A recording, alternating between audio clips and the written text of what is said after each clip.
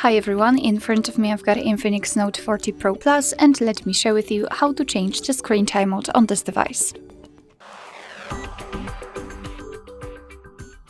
So let's begin with opening the settings, and here we have to scroll and find display brightness. Let me set the light theme as I prefer this option, and now all we have to do is to scroll down to find the screen timeout option. Let's tap on it. And as you can see here, we've got some options from which we can choose. At the top we've got relatively short options, and at the bottom the longest available in this device, which is 10 minutes. So all you have to do is to tap on the option deck to use. I'll choose 10 minutes, and as you can see, it is immediately notified right here, which means that from now on, after 10 minutes of inactivity, this device will black out. Alright, so that will be all. Thank you so much for watching. I hope that this video was helpful, and if it was, please hit the subscribe button and leave the thumbs up.